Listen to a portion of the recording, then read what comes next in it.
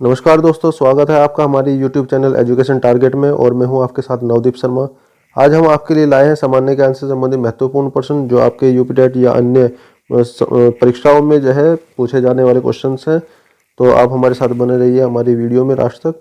तो अब हम स्टार्ट करते हैं। तो अब हमारा क्वेश्चन है, सबसे पहला क्वेश्चन है हमारे, सौर मंडल का सबसे बड़ा ग्रह कौन सा है? तो सौर मंडल का सबसे बड़ा ग्रह बृहस्पति है। तो इसको ध्यान रखिएगा, सौर मंडल का सबसे बड़ा ग्रह बृहस्पति है। सेकंड है हमारा, लाल ग्रह मंगल ग्रह को कहा जाता है। किसको कहा जाता है? लाल ग्रह मंगल ग्रह को कहा जाता है। नेक्स्ट हमारा, पृथ्वी का सबसे निकटतम और सबसे चमकीला, सबसे गर्म ग्रह कौन सा है? ये शुक्र ग्रह है। क्या कहा है इसने इसको? सबसे निकटतम, सबसे चमकीला और सबसे गर्म ग्रह किसके? पृथ्वी के। कौन सा है वो? शुक्र है। कौन सा? शुक्र। ठीक है। तो नेक्स्ट है हमारा, सौर परिवार में 8 ग्रह हैं। दोस्तों पहले इसमें 9 ग्रह थे, लेकिन यम ग्रह को वैज्ञानिकों ने ग्रह नहीं माना है, इसलिए सौर परिवार में 8 ही ग्रह हो गए हैं। कितने? 8 ग्रह हो गए हैं। ठीक है। अब नेक्स्ट चलते हैं हम। पृथ्वी के नीचे जाने पर प्रति 32 मीटर की गहराई पर तापमान 1 डिग्री बढ़ जाता है। जब हम पृथ्वी से नीचे की तरफ जाते हैं, समुद्र तल की तरफ जाते हैं, तो 32 मीटर की गहराई पर जाने पर 1 डिग्री तापमान बढ़ जाता है। और तापमान बढ़ने का मतलब होता है गर्मी बढ़ जाती है। ठीक है। तो नेक्स्ट है हमारा, पृथ्वी पर 7 महाद्वीप हैं। कितने महाद्वीप हैं पृथ्वी पर? 7 महाद्वीप हैं। तो पृथ्वी पर 7 महाद्वीप हैं। कौन कौन से महाद्वीप हैं वो? एशिया हो गया है, यूरोप, उत्तरी अमेरिका हो गया है, दक्षिणी अमेरिका हो गया है, अफ्रीका हो गया है, ऑस्ट्रेलिया और अंटार्कटिका। तो इस प्रकार से पृथ्वी पर 7 महाद्वीप हैं। मोस्ट इंपोर्टेंट है ये कि प्रश्न आ जाता है कि पृथ्वी पर कितने महाद्वीप हैं, तो ये याद रखिएगा 7 महाद्वीप है। नेक्स्ट चलते हैं, विश्व का सबसे ऊंचा पर्वत माउंट एवरेस्ट, जिसकी ऊंचाई 8,850 मीटर है, जो नेपाल में है। कहाँ पर है ये? नेपाल में है। तो ये क्वेश्चन बन जाते हैं, 2-3 क्वेश्चन बन जाते हैं। विश्व का सबसे ऊंचा पर्वत कौन सा है? माउंट एवरेस्ट है। इसकी ऊंचाई कितनी है? 8,850 मीटर है। और ये कहाँ पर स्थित है? ये नेपाल में स्थित है। अब नेक्स्ट चलते हैं हम। तो नेक्स्ट क्वेश्चन है हमारा, काली मिट्टी को रेगुर मिट्टी भी कहते हैं। काली मिट्टी को ही रेगुर मिट्टी भी कहा जाता है। और इसी के साथ जो है, कपास की खेती काली मिट्टी में की जाती है। काली मिट्टी में ही कपास की खेती की जाती है। अब नेक्स्ट चलते हैं, बंगाल की खाड़ी से आने वाली हवाओं के कारण मासिनराम यानी मेघालय में विश्व में सबसे अधिक वर्षा होती है। कहते हैं कि सबसे अधिक जो वर्षा होती है कहाँ होती है? वो मासिनराम में होती है, मेघालय राज्य में। तो ये विश्व में सबसे अधिक वर्षा होती है। ये किस कारण से हो जाती है? ये बंगाल की खाड़ी से आने वाली हवाओं के कारण होती है। ठीक है। ये तो बंगाल की खाड़ी से आने वाली हवाओं के कारण मासिनराम में सबसे अधिक वर्षा होती है। अब नेक्स्ट चलते हैं हम। तो नेक्स्ट है हमारा, कानपुर को उत्तर भारत का मैनचेस्टर कहा जाता है। मोस्ट इंपोर्टेंट कि पूछ लेता है कि उत्तर भारत का मैनचेस्टर किसे कहा जाता है? तो ये कानपुर को कहा जाता है। और नेक्स्ट इसी के साथ है, दक्षिण भारत का मैनचेस्टर किसे कहा जाता है? तो दक्षिण भारत का मैनचेस्टर कोयम्बटूर को कहा जाता है। याद रखिएगा इसको कि उत्तर भारत का मैनचेस्टर कानपुर को कहा जाता है और दक्षिण भारत का मैनचेस्टर कोयम्बटूर को कहा जाता है। इसी के साथ अब हम नेक्स्ट पर चलते हैं कि भारत का बोस्टन किसे कहा जाता है? भारत का बोस्टन अहमदाबाद को कहा जाता है। ठीक है। ये याद रखिएगा, बहुत मोस्ट इंपोर्टेंट क्वेश्चन बताए जा रहे हैं आपको, तो लास्ट तक बने रहिए हमारे साथ वीडियो में। तो नेक्स्ट है हमारा, भारत में सर्वाधिक दूध उत्पादन कहाँ होता है? ये उत्तर प्रदेश में होता है। भारत में सर्वाधिक दूध उत्पादन उत्तर प्रदेश में होता है। और नेक्स्ट चलते हैं हम। ये क्वेश्चन आ जाता है कि नीली क्रांति किससे संबंधित है? तो नीली क्रांति मत्स्य पालन यानी मछली पालन से संबंधित है। ठीक है। अब नेक्स्ट चलते हैं हम। संविधान सभा का गठन कब हुआ था? जुलाई 1946 में किया गया था। ये संविधान सभा का गठन जुलाई 1946 में किया गया था। और इसी के साथ संविधान सभा से ही क्वेश्चन है, संविधान सभा के संचालन समिति के अध्यक्ष डॉक्टर राजेंद्र प्रसाद थे। तो ये इसको याद रखने की चीज़ है कि संविधान सभा की संचालन समिति के अध्यक्ष डॉक्टर राजेंद्र प्रसाद थे। ये संचालन समिति के अध्यक्ष की बात चल रही है, डॉक्टर राजेंद्र प्रसाद।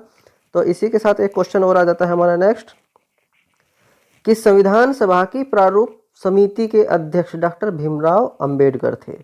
ये प्रारूप समिति के अध्यक्ष की बात चल रही है, तो इसको याद रखना है कि प्रारूप समिति के अध्यक्ष डॉक्टर भीमराव अंबेडकर थे।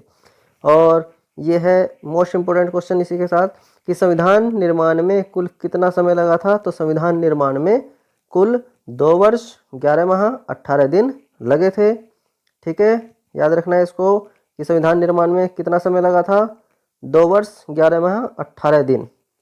ठीक है, और हमारे जो राष्ट्रपति होते हैं ये भारत के प्रथम नागरिक कहलाते हैं। भारत में सबसे पहले जब नागरिकों की गिनती की जाती है तो उसमें हमारे जो राष्ट्रपति हैं सबसे पहले वहाँ से स्टार्ट किया जाता है जनगणना वगैरह में। तो ये राष्ट्रपति जो होते हैं हमारे भारत के प्रथम नागरिक कहलाते हैं। अब नेक्स्ट चलते हैं हम। चौधरी चरण सिंह ये प्रधानमंत्री रहे हमारे। तो चौधरी चरण सिंह एकमात्र ऐसे प्रधानमंत्री थे जो अपने कार्यकाल में संसद में एक बार भी संसद नहीं गए थे। एक बार भी संसद में नहीं गए थे। ऐसे प्रधानमंत्री कौन है? चौधरी चरण सिंह। ठीक है, नेक्स्ट चलते हैं कि भारत की जो संसद है वो किस किस से मिलकर बनती है?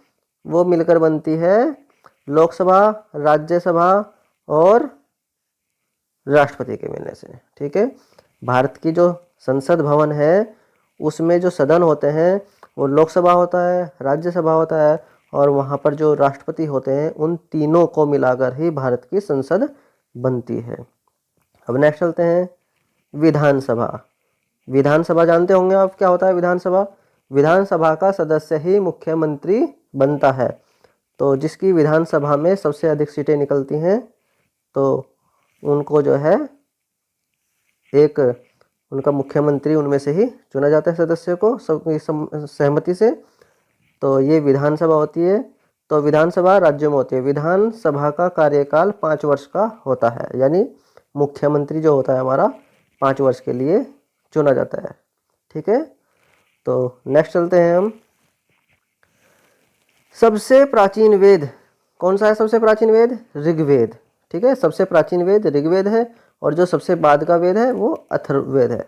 तो याद रखेंगे, सबसे पहला वेद ऋग्वेद, सबसे बाद का वेद अथर्ववेद। अब नेक्स्ट चलते हैं। मनुष्य ने सबसे पहले तांबा धातु का प्रयोग किया था। सबसे पहले जो मनुष्य को मिला था वो कौन सी धातु मिली थी? तांबा मिली थी। याद रखेंगे इसको। तो मनुष्य ने सबसे पहले तांबे धातु का प्रयोग किया था। नेक्स्ट है सुल्तान की उपाधि धारण करने वाला प्रथम शासक कौन था? महमूद गजनी था। ये इसको कौन सी उपाधि मिली थी? सुल्तान की उपाधि मिली थी इसको। ठीक है, अब हम नेक्स्ट चलते हैं। मनुष्य के शरीर में कुल 206 हड्डियां होती। ठीक है, ये जानते होंगे आप, नहीं जानते तो इसको ध्यान रख लीजिए। मनुष्य के शरीर में कुल 206 हड्डियां होती हैं और इसी के साथ एक क्वेश्चन बनता है कि बाल्यावस्था में कुल 208 हड्डियां होती हैं। यानी बाल्यावस्था में 208 हड्डियां थी, लेकिन जब मनुष्य बड़ा हो जाता है तो उसके बाद 2 हड्डियां कम हो जाती हैं और ये रह जाती हैं 206 हड्डियां। ठीक है, तो मनुष्य के शरीर में कुल 206 हड्डियां होती हैं और बाल्यावस्था में कुल 208 हड्डियां होती है। इसी के साथ नेक्स्ट चलते हैं। कोशिका शरीर की सबसे छोटी इकाई होती है। शरीर की सबसे छोटी इकाई कौन सी होती है? क्वेश्चन बन जाता है, शरीर की सबसे छोटी इकाई कौन सी होती है? तो शरीर की सबसे छोटी इकाई होती है कोशिका। याद रखेंगे इसको, शरीर की सबसे छोटी इकाई कोशिका होती है। ठीक है, अब नेक्स्ट चलते हैं हम। एक वयस्क मनुष्य में, ये रक्त की बात आ जाती है, एक वयस्क मनुष्य में 5 से 6 लीटर रक्त होता है। कितना होता है? 5 से 6 लीटर रक्त होता है। लेकिन अगर महिलाओं की बात करें तो महिलाओं में पुरुषों की तुलना में आधा लीटर रक्त कम होता है। यानी पुरुषों में रक्त अधिक होता है, महिलाओं में रक्त कम होता है। कितना अंतर होता है उसमें? लगभग आधा लीटर का। महिलाओं में आधा लीटर रक्त कम होता है। तो ये थे आज के क्वेश्चन। तो बहुत ही महत्वपूर्ण क्वेश्चन थे, तो आपके समझ में आ गया होगा। तो इसी प्रकार से आपके लिए जो है और भी वीडियो मैं लाता रहूँगा। तो आप इसी तरह मेरे साथ बने रहिएगा। तो अगर मेरी वीडियो अच्छी लगी है तो इसको लाइक कर दीजिएगा और मेरे साथ बने रहने के लिए मेरे चैनल को सब्सक्राइब कर दीजिएगा। धन्यवाद।